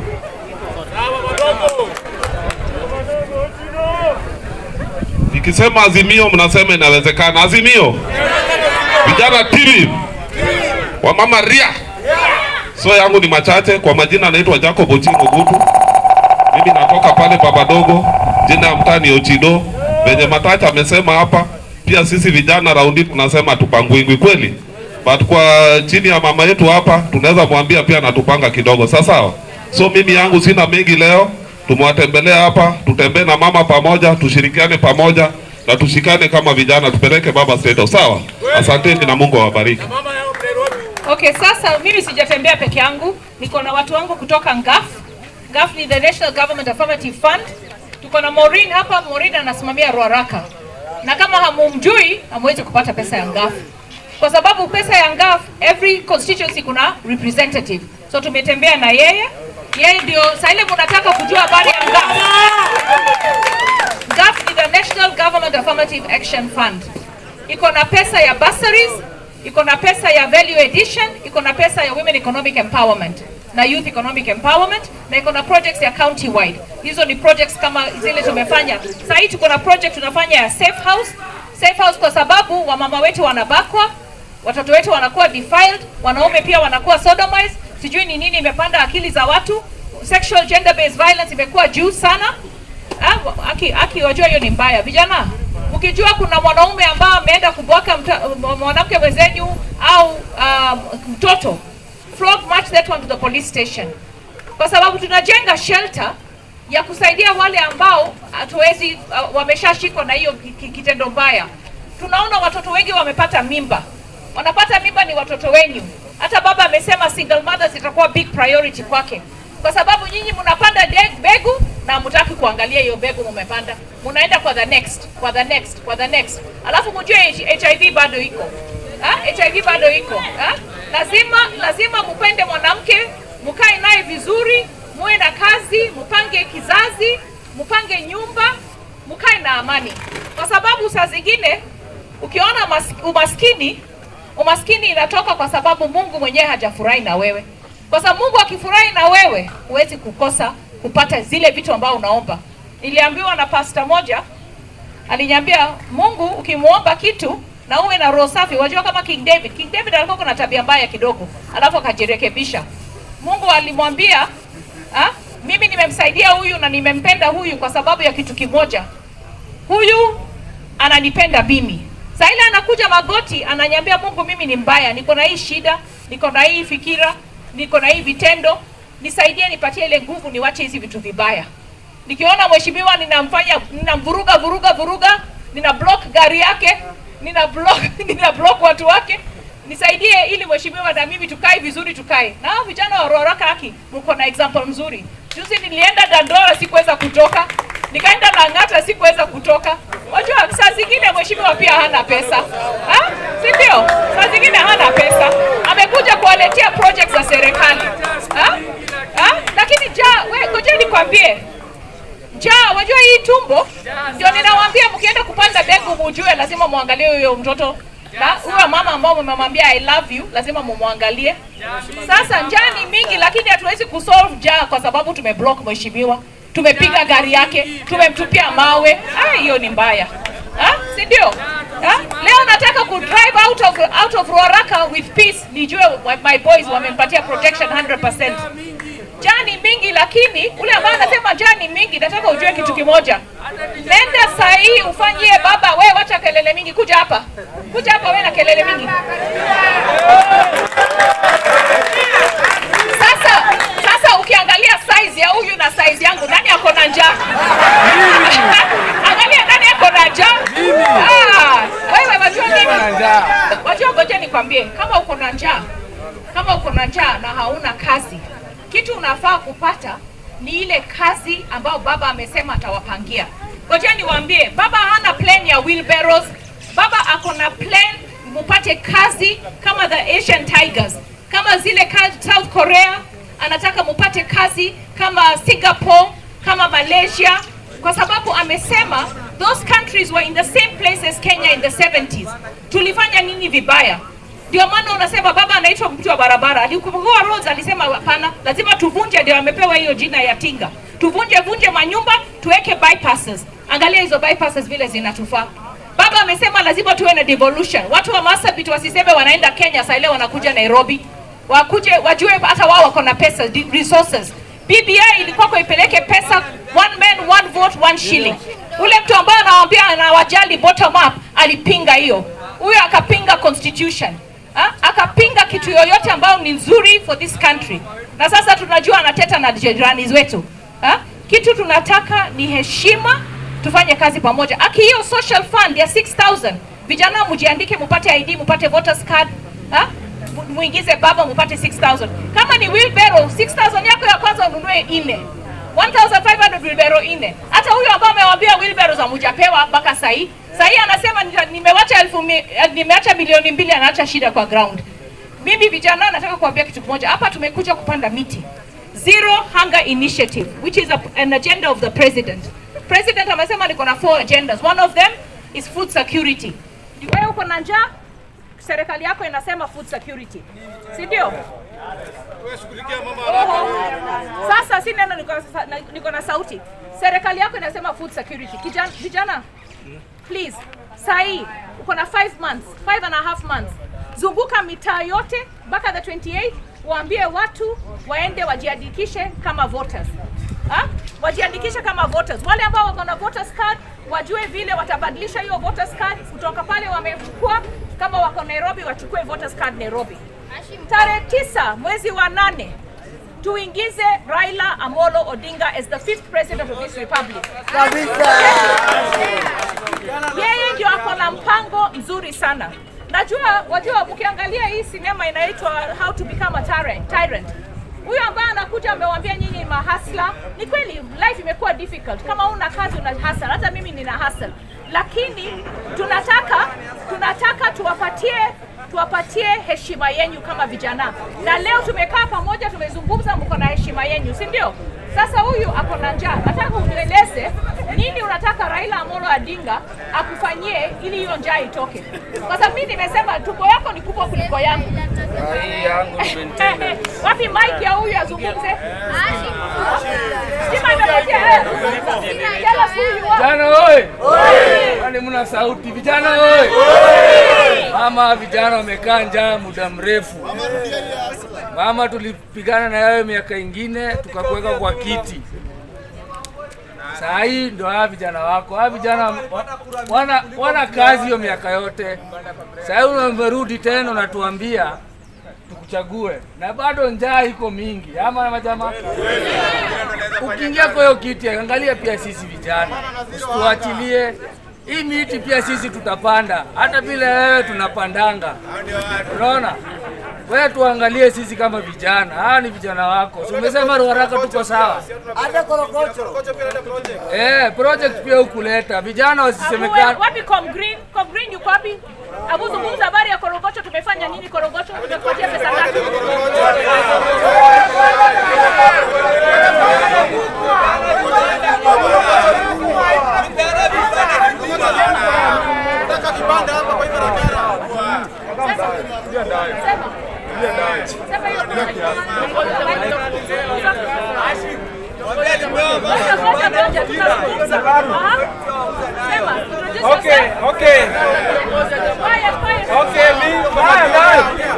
Majina mimi naitwa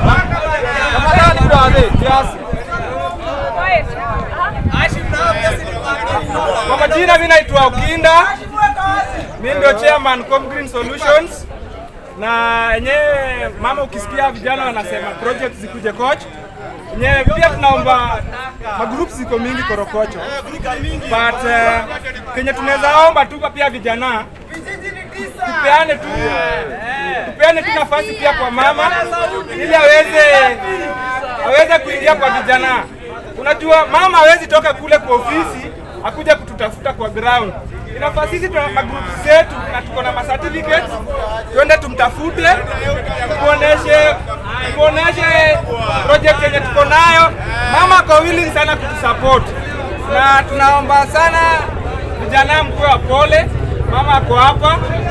Na mama hata kama hizi tusaidia apeleke shida zetu kwa wakubwa nadhani mama ametuonesha kwa representative wa Ruaraka. Kuna certificate, wako na groups, nadhani tunaweza kwa ofisi alafu kwa ndio kuja wewe. What is your name? Ashi.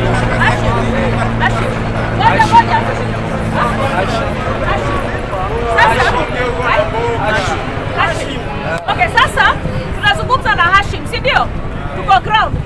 Hashim, wewe ushawahi kufanya application kwa ofisi yangu kupata pesa na group yako na kila kitu yako ambayo inatakikana? Kuonekana ndio hataonekani. Hata tukingoja, si ukweli.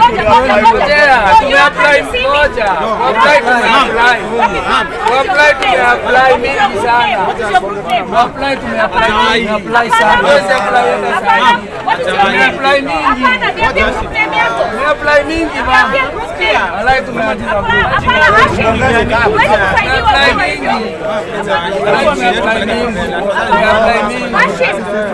vijana kuna miradi mingi. Usiangalia Hashim, angalia pia vijana wengi. Angalia Hashim peke yake. Grupu ni mingi. Mama, grupu ni mingi. Wewe fanya hivi, acha tupangane sisi kama vijana. Tulete certificate wetu. Vijiji ni 9. Vijiji ni 9. Mimi natoka Haile. Kama vitaguru na Korogocho.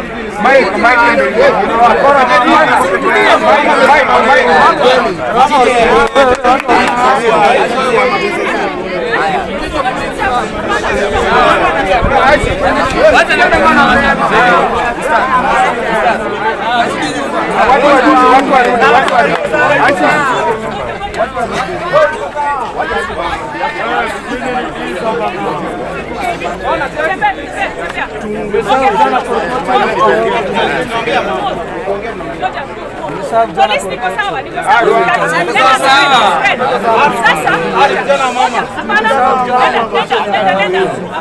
Korogocho imepata projects. Hata Kuli uko hapa anajua. Kuli ni moja, ni project ni group moja.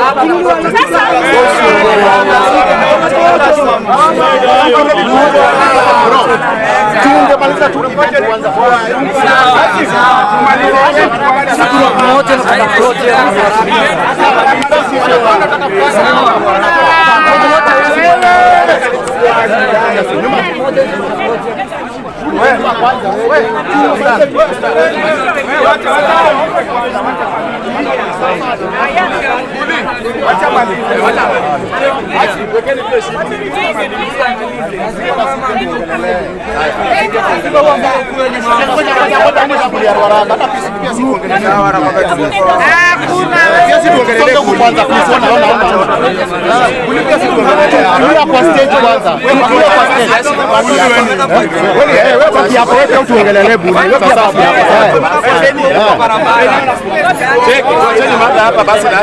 Watu wengine wasonge kwanza nyuma.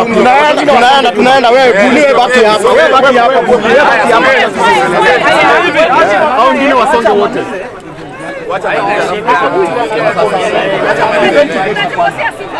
Sisi tuwezi jikosea sifa mama. Sisi tuko sawa na wewe. Hao watoto ni wako. Event imeisha kwanza alafu ni wewe. Event iishe kwanza. Acha maanisha event kwanza iishe. Hashim. Maanisha kwanza. Ndio bro. Na wengine wakae mama MC yetu. Ongea na mama mzuri wewe. Kijana wetu. Hashim, huwezi kukaa na useme groups ni mengi, watu ni wengi. Wewe mwenyewe utapeleka group yako kwa ofisi yako. I have an office in Comoros, I have an office in KICC. Watu wanaleta certificate, hakuna Tutaleta group. So fanya hivi. Acha tu unajua lakini block ni mingi. Ngoja nikwambie.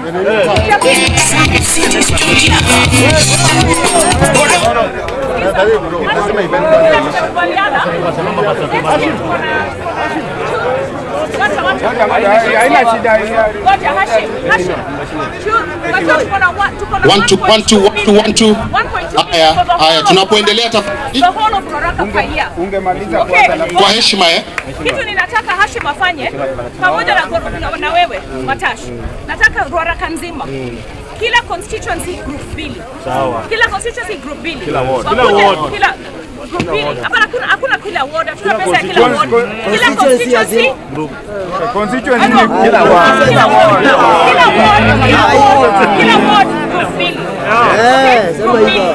Sasa nataka iwe transparent. Unaleta bank statement. Unaleta certificate renewed. Unaleta list of members. Unasema kama mnafanya table banking, muoneshe evidence. Alafu pia kama mna project, unasema mnataka mnunuliwe nini. Kufanya hiyo project iwe nzuri. Mpange hiyo nikuje Tuesday over lunch. Tuesday between lunch utafute home. Okay, one two tafadhali we want to clear the event because ya muda. Kuna wageni wengine pia, tafadhali kwa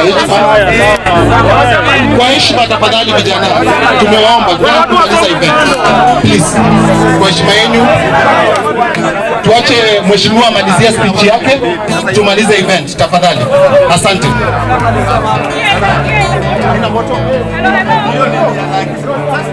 Hello. Okay. You know, youth, nimewasikia. Kuna groups nyingi sana zimepata pesa. Nyinyi kama hamujapata, hamujajipanga vizuri. Na sasa tumesema tutajipanga pamoja. Tuesday between lunch hour. Zile groups za Ruaraka 2 per ward, lakini mkuje na nyingi kwa sababu zingine hazita qualify. Wajua siwezi kukupatia pesa kama hujafanya application. Siwezi kukupatia pesa kama hauna group registered renewed certificate. Siwezi kukupatia pesa kama hauna bank statement. So nimesema hii 3rd and 4th quarter niko na 1 million shillings ya Ruaraka. 1 million shillings imebaki ya Ruaraka. That is 10 groups getting 100,000 each. Nataka nikikuja nipate 2 groups from every ward. So tutapanga, nitaambiwa ile hall mubeka, ile hall itakuwa pesa ngapi nikuje, na when I'm coming with my team, I'm coming to inspect the certificates. Nitakuja na 10 application forms. Mutajaza hapo, mutapeleka kwa chief aike step, chief atakuwa hapo pia. Okay? Alafu to process. Now the process, let me tell you the process. Lazima muwe youth group, muwe 25, muwe na evidence ya table banking, muwe na evidence ya ile group function unafanya. Green ilipata over 1 million. Why? Kwa sababu walituonesha ile project wanafanya. Okay? Food baskets, kupeleka chakula baskets kwa mitaa kwa wale mama hawada. Walikuwa kuna project ya saloon, tukaweka project ya laundry. Sasa wajua kama pesa hakuna hatuwezi kufanya a lot. National Government Affirmative Action Fund inapatia woman rep 6 million per year. 6 million for this constituency. MP wenye wanapata 150 million. Mimi niko na 1.2 million ya bursaries. MP ako na 25 million ya bursaries. So this disparity is a lot. MP kazi yake ni kujenga mashule, kuangalia ma police station na pia kuweka bursaries. Sisi kama NGAF tuko na 1.2 million. Ukiweka 200,000 kwa kila ward ni 20 students peke yake. Na mko na watoto wengi.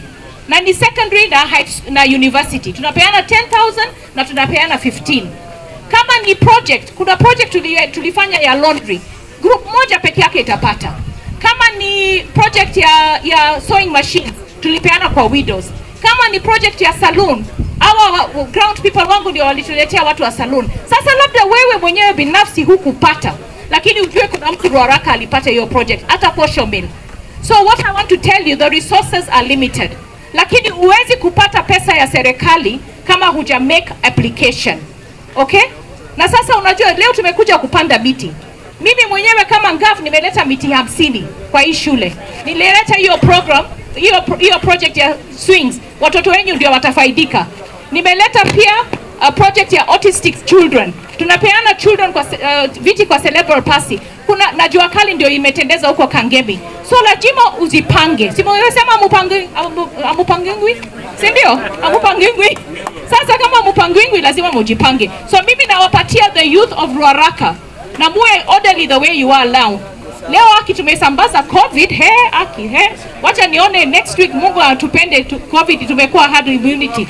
Kwa sababu tunazungumza, tumekaa pamoja, kama tuna COVID tutakuwa sawa. Lakini COVID is real. Mumepewa vaccination? Mumechukua vaccination? Hiyo ni lazima, hata mimi mwenyewe niko guilty sijavaa mask. Huyu hii mic mwingine alibusu, mimi nabusu, sasa hata sijui tutakuwa aje. Tunaomba Mungu kwa sababu mimi nilipata COVID December. Baba yangu pia akapata COVID December na aliaga last month 21st of January. Itakuwa mwezi mmoja 21st of January. Lakini nimeacha kumon. What is to mourn in Swahili? Kuomboleza. Nimeacha kuombeleza, nimekuja hapa kwa sababu ya kazi. Na hii kazi, our partners, unaona hawa mama wawili, please come, Catherine and Dr. Liz.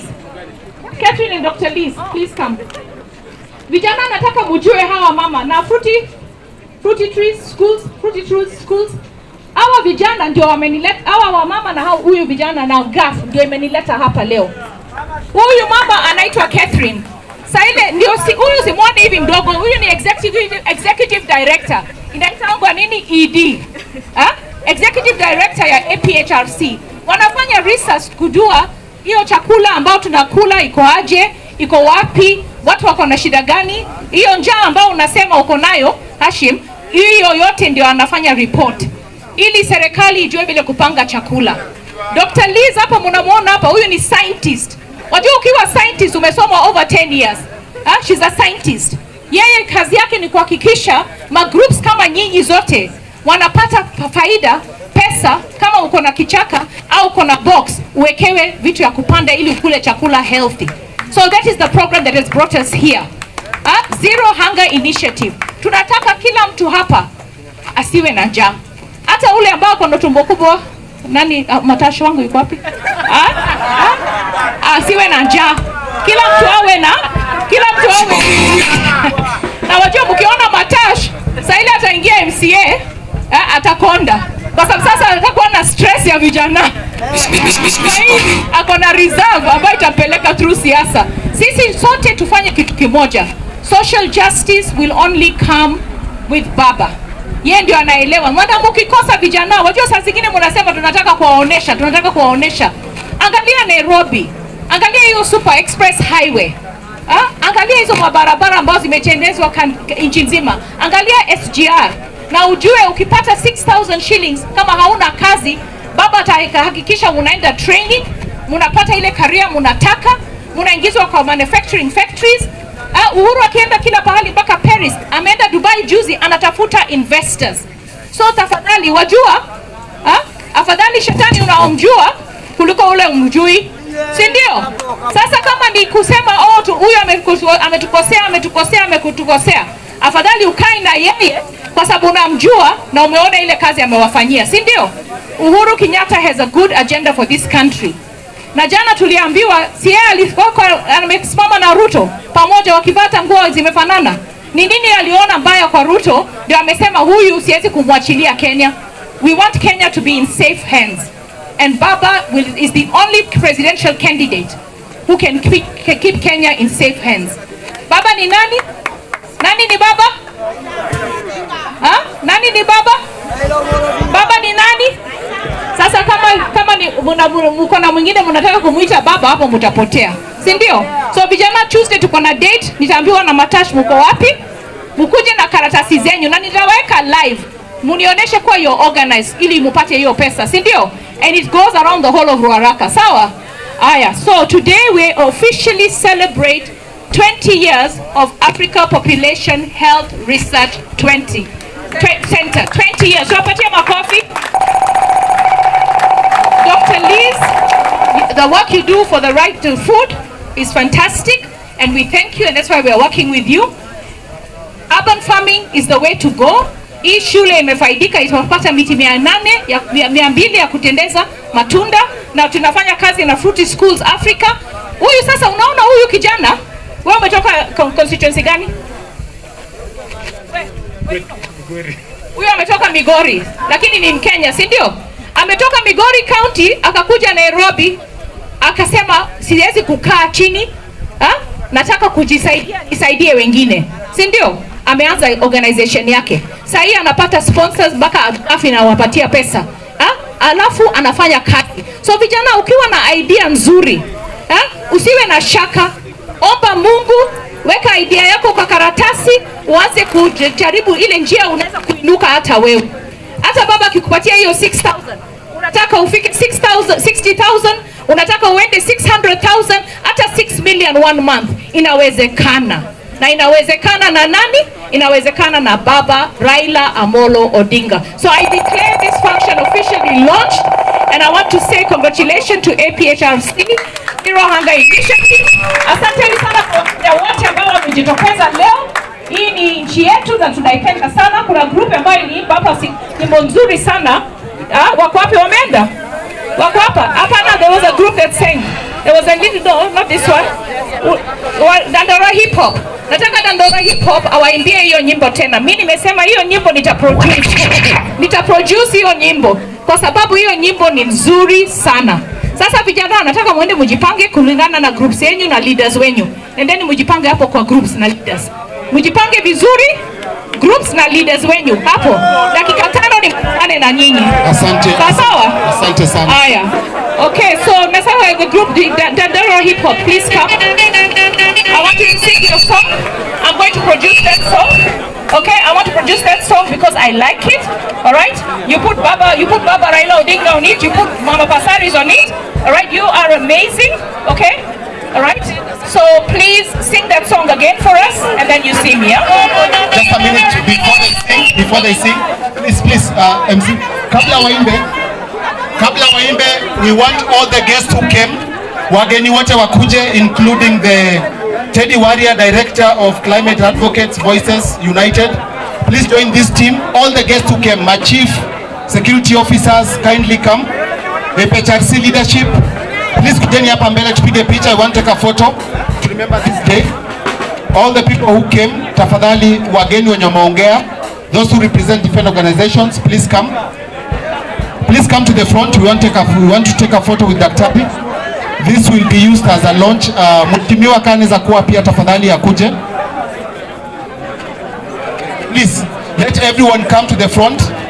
Then after this photo, I'll hand over back the mic. But the function will be over officially. We'll be planting trees. So after hii tutakuwa na entertainment at Dandora Hip Hop. But after this we have finished the function. Please kujeni tupige picha kwanza kabla ni hand over mic. Please come to the front. We want to take a photo. A PHRC team. After this photo, please organize people to start planting trees. Just give people trees to plant. Direct them where to plant. Mheshimiwa tafadhali njoo kwa hii picha. CAC members, Mheshimiwa tunakuomba. Esther Pasaris. For this photo, all the stakeholders are here. Yes, vijana oye. Naomba vijana tafadhali tusonge upande huu. Na sitaki makople, tukishachagua kiongozi ni huyu, kama ni watano tutaita hao viongozi 5. Nyinyi mama anataka kuangalia na tena si nyinyi tena mkuja mpande gari juu kanisa ile tunatoka. Nyinyi ndio official security. Si ndio? Kwa hivyo tuta relax. Matash Foundation team. Where's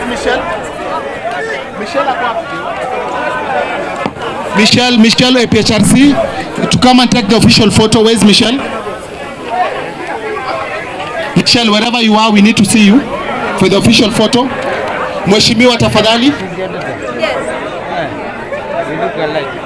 After this we'll have entertainment from Dandora Hip Hop, and after this photo the function is officially over. So from there we'll just be planting trees. After this photo with Mheshimiwa, all the cogs to come in. Kamuko kwa cogs ingeni ndani tafadhali, all the cogs to come in. After this photo the function will be officially over. We'll just be planting trees. All the cogs. Okay, this is the official photographer. Look at this photo here. Daktari.